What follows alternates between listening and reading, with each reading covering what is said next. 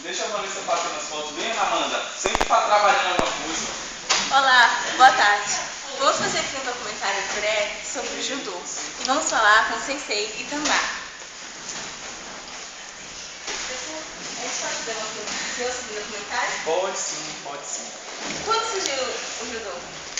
Bom, o judô ele foi criado por Jigoro Kano, aquele ali da foto, em 1882, no Japão, na cidade de Tóquio. Jigoro Kano, quando ele pensou em criar o judô, ele buscou criar, desenvolver uma luta que pudesse contribuir com a formação do homem, com a formação do cidadão daquela época lá no Japão. Quem pode praticar o judô? O judô ele é uma luta, é um esporte que ele pode ser praticado por diferentes tipos de pessoas, por diferentes públicos. A princípio não existe nenhuma restrição ao praticante do judô, mas sempre é aconselhável saber qual é o objetivo que a pessoa está buscando ao praticar judô. Alguns praticam judô com o objetivo da competição, outros praticam judô para o seu bem-estar e outros praticam judô para ter como uma filosofia de vida, ou até mesmo ser um professor de judô. Então a gente precisa saber qual é o objetivo daquelas pessoas que estão em busca do aprendizado do judô. Mas a princípio ele não tem nenhuma restrição. Qual é o objetivo do judô? A filosofia, a ideologia dele? O judô ele é uma luta que ele é baseado na filosofia. Que é a filosofia do judô? A filosofia do judô envolve alguns princípios da própria filosofia oriental, da própria filosofia japonesa. A filosofia do judô, ela é uma continuidade dos princípios filosóficos que eram vivenciados pelos antigos samurais do Japão, que é o Bushido. Bushido significa o caminho do guerreiro. Na realidade, era um código de ética filosófico em que os praticantes das antigas lutas japonesas vivenciavam no seu dia a dia. Então, o Bushido ele envolve honra, Ryo, Makoto, que significa você ser sincero com as pessoas, cortesia, respeito, humildade, disciplina, coragem. Então são alguns dos princípios que fundamentam o judô. O praticante de judô ele não pode ser muito forte, campeão, mas sem ter uma filosofia que ele vai trazer para o seu comportamento no seu dia a dia. Então isso é uma coisa muito importante dentro da filosofia do judô. Pessoas com problemas cardiovasculares e respiratórios podem praticar? Bom, pessoas com algum tipo de problema, com problemas cardíacos, problemas respiratórios, elas podem fazer desde quando tenham uma orientação médica, uma supervisão médica, desde quando tenham uma liberação médica para poder fazer a prática do judô. Esse é o primeiro passo. O segundo passo é que o trabalho do judô voltado para essas pessoas que têm algum tipo de problema vai ter que ser um trabalho específico de acordo à limitação que ela apresenta. Então você não pode fazer uma atividade muito intensa, né? Então tem que saber qual é a especificidade de cada pessoa e se ela tem a liberação médica para poder fazer esse tipo de atividade. Qual a forma adequada de praticar? Bom, a forma adequada de praticar o judô, a gente tem aqui na escola um primeiro princípio que é o princípio da segurança. O que significa isso? Significa que os alunos eles precisam aprender de uma forma segura, que eles não venham se machucar, que eles não venham se lesionar. Então, um dos primeiros fundamentos do judô é aprender a cair. Né? Você pode perceber que o solo ele é diferente. Isso aqui é um tatame, é uma lona de borracha e por baixo dessa lona existe pó de pneu borrachado. Esse material ajuda a absorver a queda. Toda vez que a pessoa cai, esse material absorve o impacto da queda. Um outro ponto é que você aprende a cair. São alguns fundamentos que nós aprendemos. Isso que esse aluno está fazendo, por exemplo, é Ricardo, ele é o bolsista, ele está fazendo um movimento com a bola ajuda na leveza, ajuda a amortecer a queda e ao mesmo tempo ele usa uma técnica adequada. Perceba que ele sempre bate o braço. Quando ele bate o braço é uma forma de absorver o impacto, absorver a queda. Então, uma primeira coisa, um primeiro cuidado que a gente tem que ter é com a segurança do praticante. Quais são os benefícios que essa luta proporciona para o aluno?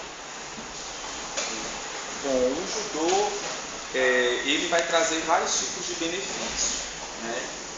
É importante que a pessoa que esteja aprendendo, ela não tenha pressa em ver logo os benefícios. É importante que não tenha pressa para ver logo o resultado.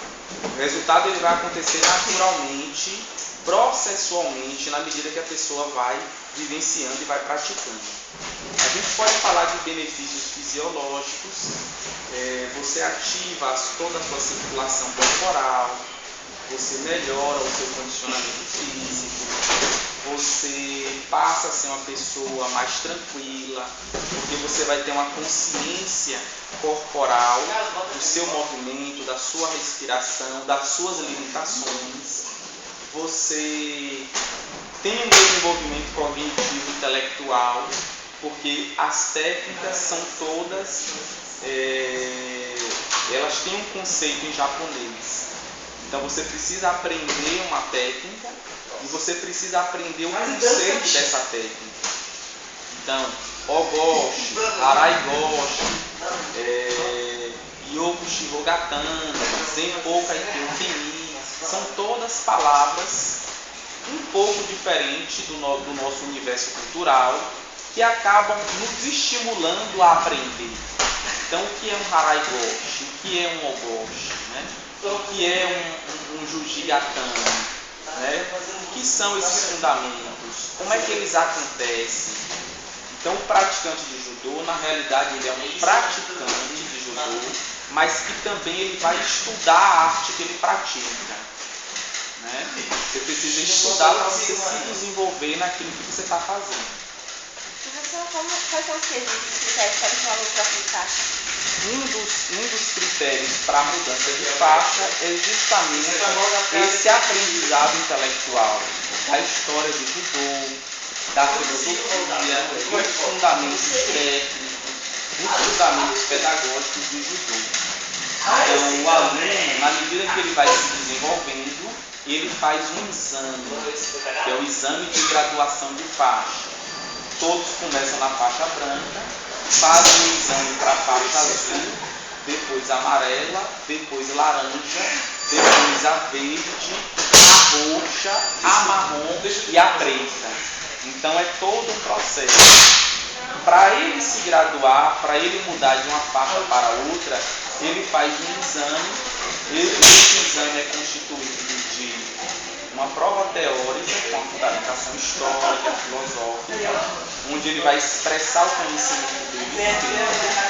E ele faz também uma prova prática, onde ele vai demonstrar o aprendizado dele da técnica e da aplicação dessa técnica. Geralmente, quando faz a mudança de faixa, a graduação, é mais um momento de confraternização. Os pais são convidados, direção da escola, os pais, os amigos. A gente faz uma festa, né, uma confraternização, tira fotos. Então o judô é muito mais do que só uma luta. Ele é uma forma de você estabelecer relações pessoais, relações sociais entre as pessoas. O que é necessário, a questão filosófica de pensar, para que se dê bem de judô na luta? Questões físicas, de pegada e tal.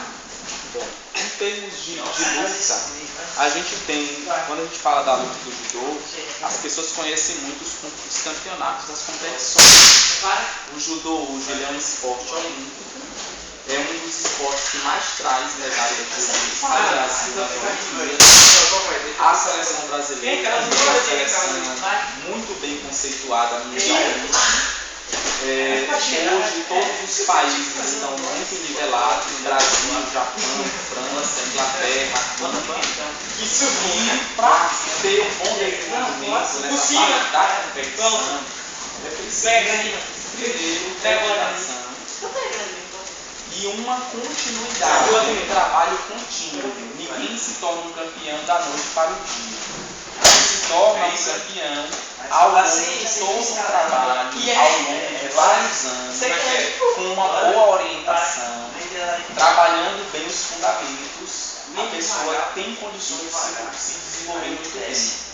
Agora, o judô também tem aquele aspecto não competitivo, que é um aspecto mais voltado para a defesa pessoal, onde as pessoas praticam judô, aprendem as técnicas do judô, pensando na sua defesa pessoal.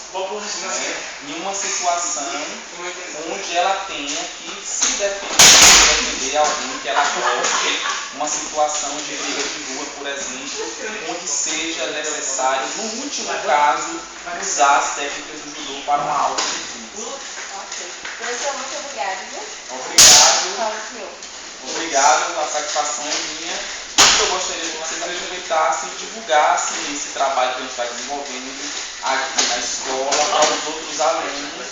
Na realidade, é um projeto de extensão da universidade, a Universidade Estadual da Bahia, a UNEB, que tem um curso de Educação Física, e nós estamos trazendo essa experiência de extensão aqui para a escola.